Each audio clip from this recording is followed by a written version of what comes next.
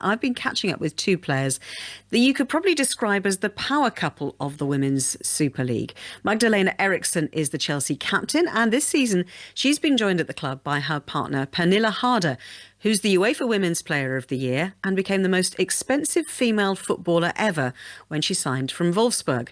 I began by asking Pernille Harder, why Chelsea? I felt like it was time for me to try something new, and the way I've seen the English league has developed over time, I felt like that would be a perfect place to go. And then Chelsea, top club in the English league, and yeah, okay, Magda is playing here, and that's also a plus. But that was not what made me go here. The first of all, we wanted to be in the same country, but being able to also be playing here in Chelsea together with Magda, I'm of course really happy about. Not only because she's my partner, but because she's a really, really good football player and a great leader. You're smiling, Magda, listening to that. She can take she can take compliments. So what did you say to Pernille to persuade her? I don't think I had to say anything really. I think Chelsea has proven that we are at least the top teams, part of the top teams in the English league, and last season we managed to win the league. So I think Pernille wants to play for teams that win trophies, that have high ambitions.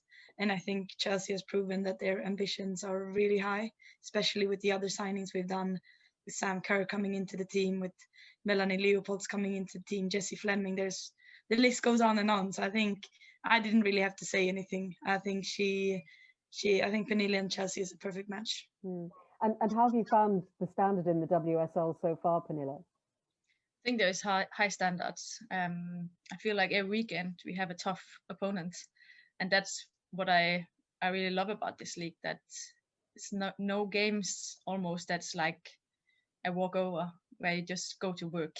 This is like you have to be 100% in every game, and that develops you a lot and just makes the games more fun also to play. So yeah, it's a high level, and I like it. And what's it like having your partner as your captain? I'm used to having her as a captain. She's there at home also. No, I mean, I like I said before, Magda is a great leader. So I'm happy to have her as a captain. In what way are you the captain at home, Magda? I think I'm the boss, the cleaning boss, the cooking boss. No, I'm kidding. No, I think it's not really the case. I think we have different areas where we are the boss in, but and we're good at cooperating as well. So if I cook, then Pernille does the dishes. I wonder if you feel as if your relationship is actually quite public as well, because you have become role models. You know, people have focused on when you, Magda, were playing at the World Cup and you ran over and Pernille was in the stand and you gave each other a kiss, and that was a very natural thing for a couple to do after a game, but it went completely mad on social media, didn't it? Did you feel at that point, right, okay, we have become much more of a public couple than we were before? Yeah, I think that we realized it with that picture, that we actually are a public couple now also. But yeah, because our intentions has never been to be that. I think we've just been open from the start, and we've been ourselves, and then we've had successful careers, and it's just ended up being it kind of. It was not intentional on our side, but now we think more intentionally about being role models, because we feel like we have a responsibility to be that and to be who we are, and to show that it's okay to be whoever you are.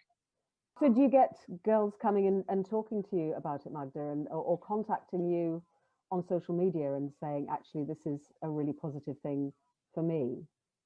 Yeah, for sure. I feel like we are role models for a lot of people out there, and I get messages all of the time saying how much we help people feel like they can be themselves, like they can express themselves, and for me that is just, it means a lot for me to hear that, and it makes me want to be an even better version of myself if I can help someone like that. So for sure.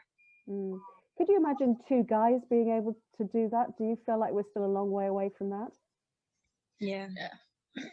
I think we are a long way from that, but I hope that we are going in a future where there will be one male football player that will come out, one or two or more, but just that the first one do it. I think that's the most important thing.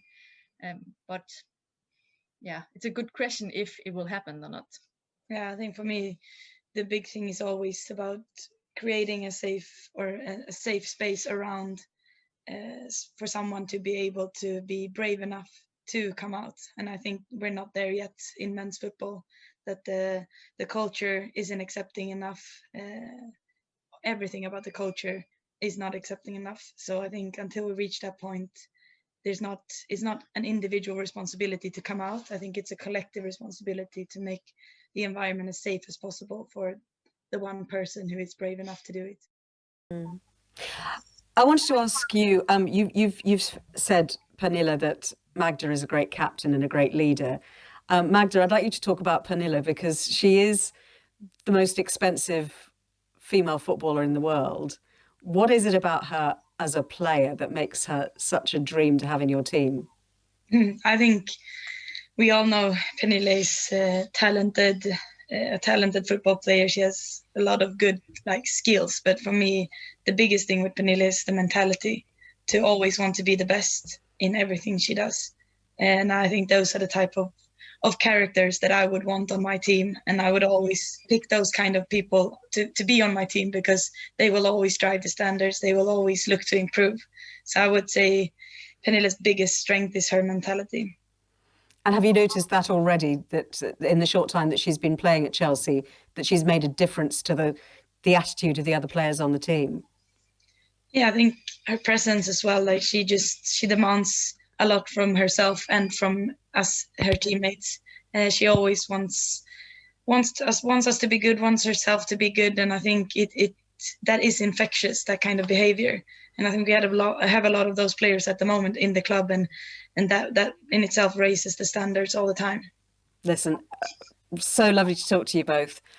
Very best of luck at the weekend on Sunday as well. It should be a really amazing game, and and hopefully, and so who gets to cook the dinner tonight, and who does the washing up?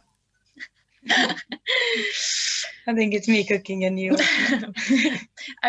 My team won today on the pitch, so Magda is doing the cooking tonight. You lucky. You are so lucky today.